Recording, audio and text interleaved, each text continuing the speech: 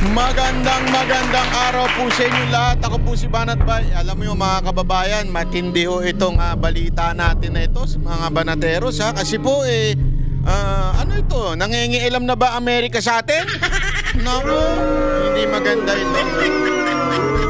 Ito po ba ay pakikialam, pagkokontrol sa atin at bakit nila inaalam? Anong meron dito? Naku po, mga banateros ha. Hanggang ano ba, talagang tuta na ba talaga tayo ng Amerikano? Sa bagay, yung ako pong presidente, tuta ng Amerikano, wala talaga tayo magagawa. Hanggang yung mga nasa baba, puro mga tuta. Alam mo mga kababayan, hindi ko talaga gusto to, galit ako sa ganito, yung colonial mentality na talagang hanggang ngayon pa ba? Hanggang ngayon pa ba? Sa kasaysayan natin, ganyan na nangyari.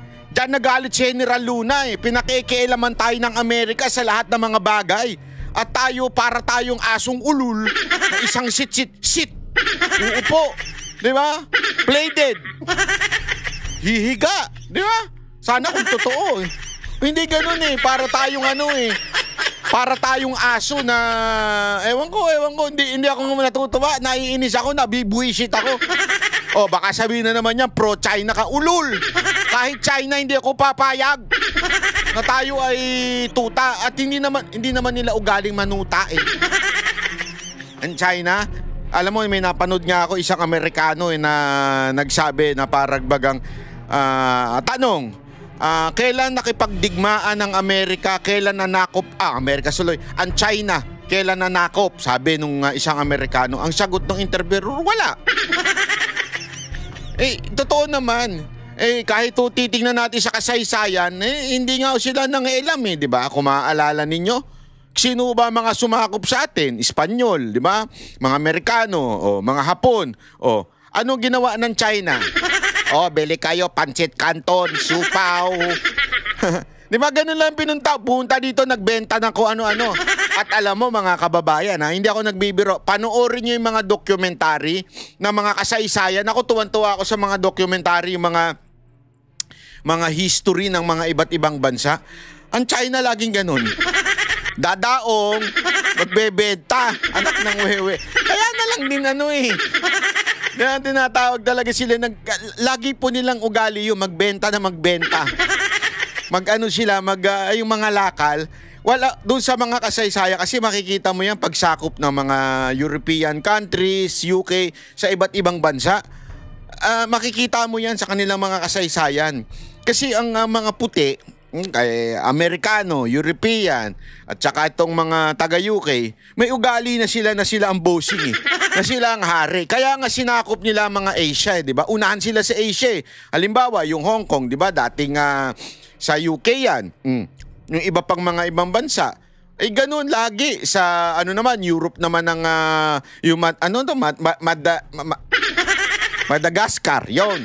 Yeah? Sa French Revolution naman may mga ganon sila. Hindi ko alam hindi ko pero ngayon nga nagtataka sila bakit yung presidente biglang presidente nilang pinatalsik. Mga friends ang kumuha sa kanya. I mean, ibig sabihin, ganun po yung ganun po yung sitwasyon na mga puti talaga ang mananakop. Feeling supreme sila. Sa Pilipinas, hindi tayo sinasakop. Iba kasi yung ito. Iba, dalawa yan dalawang klase yan Parang babae bagay yan.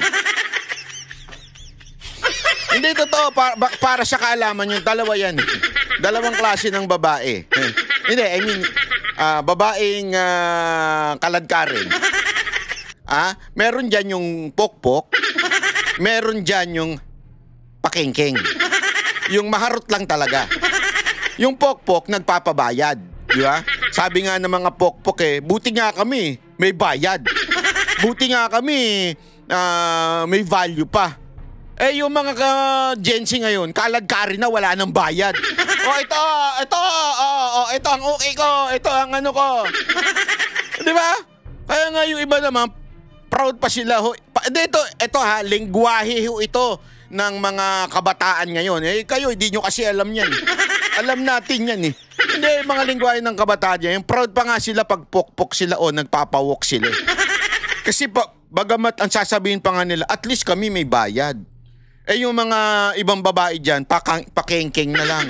Kung sino-sino na lang ang bumabanat sa kanila. Pabengbang na lang ng pabengbang. Walang bayad. Oh, at least kami may value. Bakit ko nasabi yan? Hindi ko sinasabi yan para ibaba ang mga kababaihan, ha. Binibigyan ko lang kayo ng example. Kasi tayo, parang ganyan. Dati, pokpok tayo ng Amerika. Nagpapabayad pa tayo eh. Bibigyan tayo ng pera, bibigyan tayo ng assistance, bibigyan tayo ng mga weapons. Yan, nagpapabayad pa tayo. So, pokpok pa tayo nun. Ngayon, hindi na eh. Oh, eto kami! Eto na kami! Oh. Hindi na pokpok. Pakingging na lang. Basta puti, basta Amerikano. Oh, ito na. Oh, sige na. Oh, kunin nyo na lahat sa amin. Ganun eh. Wala na tayong value. Hindi ko naman sinabi maging pokpok, ha. Pero ang sinasabi lang natin dito, bakit ganun ang sitwasyon natin sa Pilipinas? Di ba? Basta puti, okay na. Kahit anong gawin nyo sa amin. Oh, ito, mga base militar. Oh. Sige, palitan na natin yung term. EDCA. Ayaw nila ng base militar eh. EDCA. Oh, libre na lahat, oh. Asa na yung dangal natin, mga kababayan? Asa na yung pinaglaban ng ating mga bayani? Di ba? Lumaban, namatay ang ating mga bayani for the independence of our country. Until now, we are not free from these countries. Why? Di ba? Bakit ko naman nasabi? Eto nga, mga kababayan, mga banateros, ha? Mismo yung US Embassy, hindi na nahiya. Pumunta sa ICI. At ito ang paliwanag nila, ha? Imaginein mo, isa kang diplomat, US Embassy ka. Di ba? Sinasamba ng Pinoy yan eh. Ginagawa nga tayong alila niyan eh. Gusto mo pumunta sa bayan namin? Patunayan mo, uuwi ka. Gusto mo ng US visa? Patunayan mo, uuwi ka. Patunayan mo, nakarapat dapat ka sa bansa namin. Pero ang tawag nila sa atin, brother. Hindi, kasi halimbawa, si utol ko, si Coach Oli eh. Oy, nagsasabi dyan na ba't di ko daw kamukha, mas pogi daw sa akin yun. Mas pogi sa akin yun, pero mas yummy ako. Si Coach Oli, di ba? Pwede ko bang sabihin sa kanya, kung sakasakaling pupunta siya sa aking kubol, sabihin ko, mag-apply ka muna ng visa, Hindi, pero kapatid kita, mag-apply ka muna. O kaya sabihin naman niya ako, sa akin, uy, punta ka naman sa bahay. Dalawin naman mo itong mga aso dito. Pero mag-apply ka muna ng visa bago ka pumunta dito. Hindi, di ba? Ang sasabihin lang niya, mag-abiso ka lang. Kasi baka wala ako dyan. Ganun lang eh, di ba? Iyon eh. Kasi brother eh. Tayo, brother daw tayo ng Amerika. Pero, ang tanungan kagad, yan ang gagawin mo dito. Siyempre in English. What do you do? What will you do? Okay, so what's your work? Do you have money? If you don't have money, don't go here. Di ba? Are you capable of living in America? Akala mo naman kayaman eh, di ba? Ganun eh. Alam mo, ito sa US Embassy dyan, pantay-pantay ang tao. Mayaman, milyonaryo, talagang pantay-pantay pumipila dyan.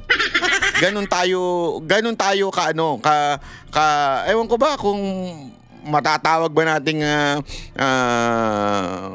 pagpapaalila sa atin yan o para bagang sobrang pagbaw naman natin sa bansa na yan.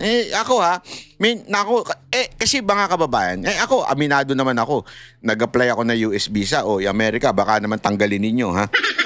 Although kaya lang naman ako pumunta doon kasi yung, di ba, naalala nyo, nabigyan tayo ng Gawad America ng award. Uy, palakpakan. Bilang isang vlogger. Nabigyan tayo ng award. Kaya ako pumunta dyan, nag-apply ako ng US visa. Alam mo, nung nandun ako, nadudurog yung puso ko. Sabi ko, bakit ganito? Bakit tayo ganito ang para bagang sinasamba natin ng Amerika?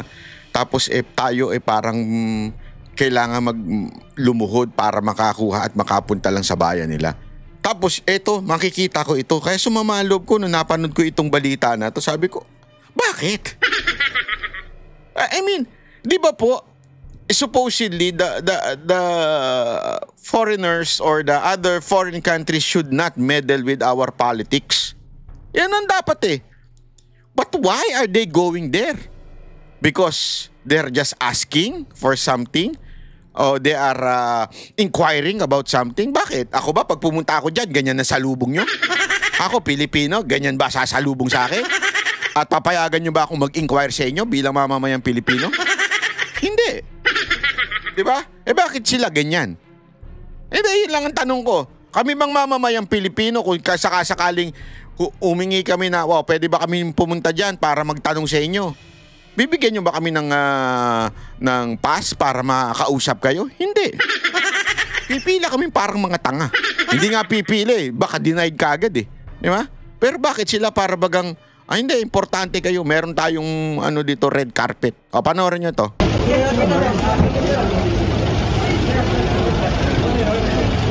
Hi, sir. Oh, di maganda. Oo, ay. Tulog ka daw. Kita mo na, di maganda. O talagang prepared sila dun sa Ang lupit mo talaga. Prepared sila sa mga at talagang welcoming. Ang lupit nyo talaga. Makikitabi na tayo. Okay. Now, this afternoon, an official from the U.S. Embassy in the person of Michael Keller, who is an acting deputy chief of mission, went to visit the ICI. Why? Because the U.S. Embassy was basically asking what the task and the mandate of the ICI was and what we have been doing. So it was just more of an inquiry, and we explained to him the mandate of the... Grabe, no? Pinaliwanag pa natin sa kanila. May inquiry. Hindi kasi the mere fact, hindi ko talaga magets eh. The mere fact na ganun tayo na... Hindi ba? I mean, ito, isipin nyo to Hindi normal yung ganyan eh. Hindi po normal yung ganyang klaseng patakaran. Kasi if they want something, they would pass through the right channel o yung protocol. DFA, tapos siyempre DFA, makakausapin ng presidente. O eto, dapat the president should be the one doing it, di ba? Kung gusto mo mag-inquire about my people, sa akin ka dumaan. Di ba? I mean, ganito yan eh. Para bagang ethics yan eh. Di ba? Kunwari, merong halimbawa, ako di ba, manager tayo ng isang grupo, isang entertainer, artist. Oh. May problema halimbawa yung artist ko doon sa isang nakasabay nila na artist. Yeah? Hindi ko papayagang kumprontahin ng artist ko yung artist nila. O di kaya halimbawa, yung artist ko may problema doon sa management na pinagsoshowan namin. Hindi, yung mga artist ko, may ethics yan, meron niyang professionalism. Hindi yan dediretso doon sa management nung pinagsoshowan naming bar. At sasabihin nila, ganito yan. Hindi. Dadaan yan sa akin. Di ba? Kakausapin ako niyan. Sir, yung ganito kasi, masyadong ganito yung bar na ito. Tangin na yung pagkain para kami daga na ganito lang yung pagkain na binibigay sa amin. O kaya sir, etong ganito, usapan lang isang oras. Gusto kami mag-show ng 5 araw, sabay sunod-sunod hanggang walang tulog. Halimbawa lang ganun, di ba? Sa akin nirereklamo yun. Bakit? Kasi protocol yun eh. Dadaan sa akin. Management ako eh. Ako yung manager eh. Tapos kakausapin ko nga yung management, di ba? Hindi pwedeng, alam mo yun, may problema sa pagkain. Pupunta ako dun sa punta ako sa chef. Putang ina mo kang hayop kang chef ka. Pakainin mo na maayos yung artist ko. Hindi pwedeng ganun. Di ba? O kaya doon sa waiter. Hindi pwede. Kailangan dumaan ako sa proper channel. Di ba? Parang ganun to eh. Dapat sana kung merong inquiry yung US, wala namang problema. Walang problema yun. Okay? ang nakakapagtaka, bakit dumidiretso sa ICI? I mean, parang may mali eh. Yeah? Kayo, isulat nyo nga dyan sa baba kung ano yung mali. Kasi mali para sa akin to. Hindi to tama. Ito'y pakingialam na sa ating political process. Even if sabihin nilang inquiry. I mean, the US Embassy can inquire through the proper channel. Through DFA or through the President. Di ba? Pwedeng ganun eh. Pero dediretso ka sa ICI. Ewan ko, I'm not saying mali ang Amerika dito.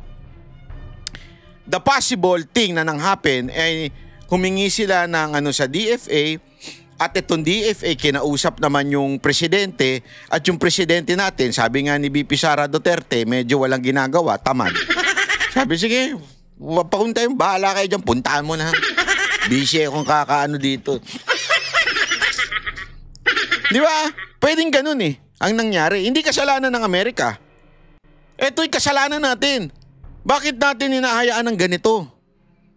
Kasi kunwari ako, pinadala ako ng sulat ng US Embassy. Halimbawa, ICI chairman ako, pinadala ako ng sulat. Ang sagot ko, we would gladly accept your inquiry, accept your concerns, ganyan-ganyan. But please go to the proper channel so that ganyan-ganyan, magpapalusot ka na lang. Daan ka sa proper channel. Ibig sabihin, dumaan ka sa tamang protocol. Hindi yung basta-basta ka pupunta ka dito. Mag-inquire ka. Ano ka? Sino ka? Parang ganun eh, di ba? Ako kaya, punta kaya akong dire-diretso dyan. Sabihin ko, ay, putang ina nyo. Ano meron dito? Halimbawa lang, dire-diretso ako doon. Oh, pwede ko ba sabihin yun? O kaya, sige, hindi na ako magmumura. Sir, boss, pwede ho ba ako mag-inquire? How do you do your inquiry? How transparent you are? Pwede bang basta-basta isang Pilipino pupunta dyan at magtatanong? Di ba? Hindi eh. Pero ito, espesyal. ICI based on EO 94 and at the same time what we have done so far. So that is the activity that had happened here in the ICI. So if there's any questions, I could probably entertain a couple. Just curious now, what's the basis of you and the ICI is doing? Well, I guess as one of the countries who have great interest in the Philippines, they were very much interested on what. Talagang much interest daw. And bigyan ko kayo ng halimbawa. Ha? Ito kasi walang pumapalag eh. Pansinin niyo, walang pumapalag sa sa mga media eh. Pero imaginein mo, same approach. China. Ang China na embassy ang pumunta dyan. Pustahan tayo, kaliwat kanan ng batikos dyan.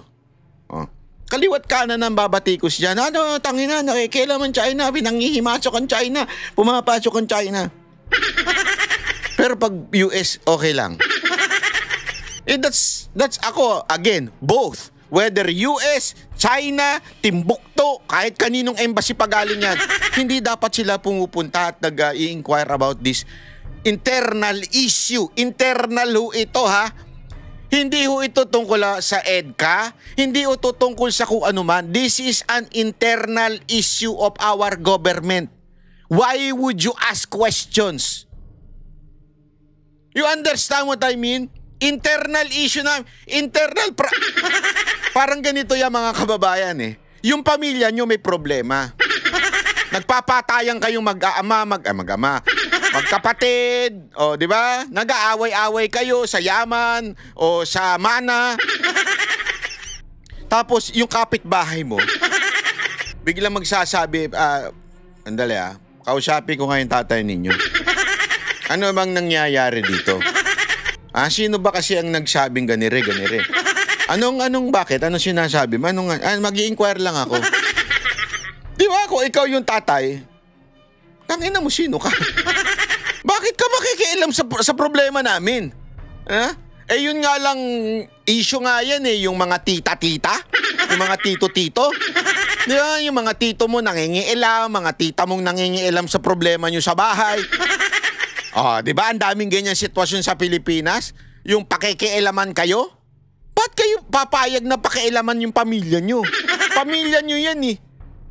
Hindi pwedeng pakialaman kahit kamag-anak pa, pinsan pa, kadugo pa, walang pakialamang ibang pamilya dyan. Dapat yung immediate family lang ang merong say dyan. Tama, mali? Ito, problema ng bayan natin to. We have to resolve this. Bakit pupunta Amerika? Anong pakialam nila sa atin? Independent foreign policy nga tayo eh. Pambirang buhay yan. At even if sabihin na natin hindi tayo pakikialaman, the mere fact na nag-inquire, nagtanong ano meron, bakit, wala silang karapatan. Ulitin ko, balik tayo sa problema nyo sa pamilya. May problema kayo sa pamilya. Yeah? Merong family problem. Tapos biglang magtatanong, ano ba nangyayari sa pamilya nyo? Tanong lang yan, di nangingialam yan ha. Kung gawin sa akin yun, babatukan ko talaga yun eh. Putang ina mo ka, bakit ka nagtatanong? Anong pakialam mo sa amin? Hindi, alimbawa lang, buti na lang, wala akong pamilya. Hindi, pero yung aking, wala akong asawa at anak, ganyan-ganyan. Yung immediate ko, yung family ko, yung tatay ko, di ba, kapatid ko, pag may nangialam sa amin, ay puta beng, yari sa amin yan. Bakit kayo nangingialam? Hindi naman kami public official, para pakialaman ninyo. Ba't kayo nangingialam? Bakit kayo nagtatanong? Anong meron? Ba't kayo nagtatanong? Tama, mali? The ICI will do to address the problem with the problem on the flood control projects and other anomalous infrastructure projects. So basically, he wanted to know what have we done, what we will be doing, and what do we expect from the ICI. Pero wala bang sinabi ever sa tulungan ng ICI para mapaulit si Representative Sabi ito po? Wala namang ganun na pag-usapan. More of lang ang gusto nilang malaman anong ginagawa. Parang bang getting to know. Ano bang ginagawa ng ICI? Getting to know each other? Ayup! Ano to, sware? Getting to know each other? Hayop yan. Bakit na itayo? Anong gagawin ninyo? Ano ang mga priorities ninyo? So they want to know. Pretty much like the public, because the public, they want to know kung ano ang authority at anong powers ng ICI. Did they offer help, assistance, and anything? Wala pa naman silang, hindi naman umabot sa ganun na offering help right now. So, sir, unusual na they're interested in corruption scandal in the Philippines? Well, I believe anybody would be interested in any corruption issue, regardless of whether or not you're a Filipino or you're a foreigner, because there are partners, they have commercial interests. So naturally, they would want to know what the ICI will be doing as far as these projects are concerned. Sir, with regards to burnout centers, hindi naman po magbabago pa rin yung focus ng provision ngayon dun sa post-flood projects. Hindi, nakatutok pa rin kami. Gaya nga na nasabi namin sa inyo nung Monday, yung talagang priority namin. Although meron pa kaming iba sa aming na task sa mandato namin, we will take this into consideration. And as I said, once we are fully capacitated, we will then look into this. But sa ngayon kasi wala pa naman silang nakokompletong investigasyon, hindi pa nga nila na-file yung kanilang report sa amin. So siguro pagka dumating na yung mga reports na yan and meron na kaming sufficient capacity to look into this matter, we will do so. Pero in the meantime, dun pa rin tayo. Yung pa rin yung game plan natin dun sa 420 21 ghost projects. Pero hindi ba siya parang malaking challenge sa inyo? Kasi parang malako yung kailangan investigahan and makaka-apekto ba ito sa bilis na investigasyon sa flood control project? At talaga naman, alam na natin yan, no? Nung Lunes pa lang, sinabi na natin yung nakuha nating unang inventaryo ng DPWH na sa 238,200 infrastructure projects to. No? Kita naman natin, napakalaki nun. Para ma-audit at ma-inspect natin lahat yun, makita natin kung may problema nga yung mga yun. Hinati-hati natin, sinala natin. to fit kung ano bang kapasidad ng ICI ngayon. So as we are getting more capacitated, meaning mas parami ng parami ang mga tao, mas nagkakaroon ng sistema, mas nagkakaroon ng direksyon ng investigasyon ng ICI, dahan-dahan naman machichip natin yung kailangan natin gawin na malaking trabaho. Pero unti-unti yan, we are determined to finish it, but it will take time. But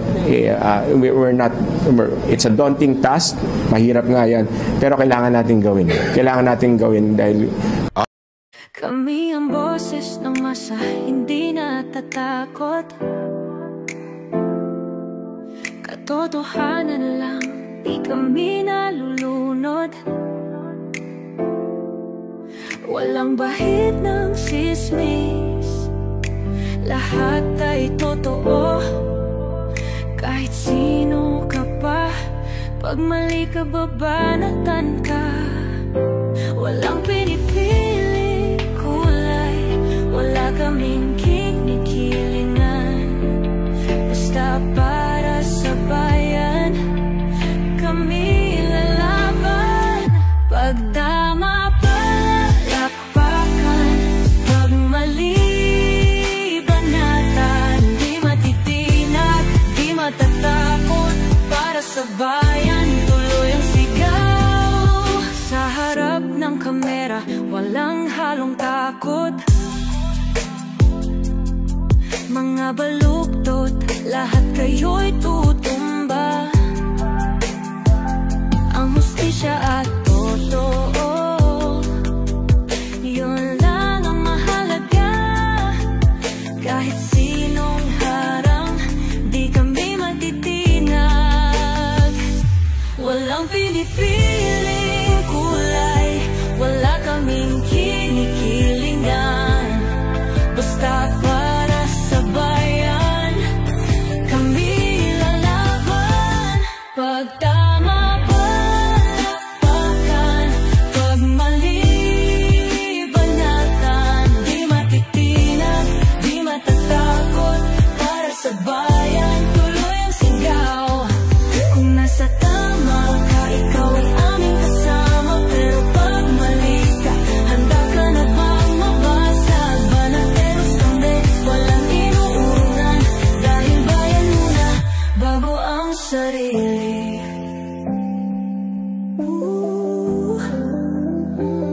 Bago ang sarili.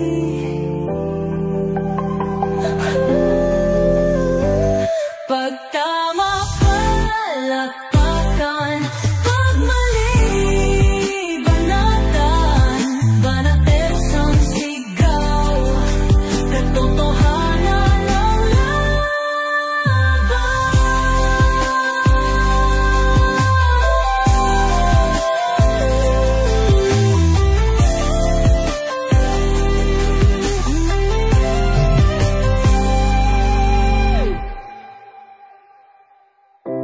Sa harap ng kamera, walang halong takot.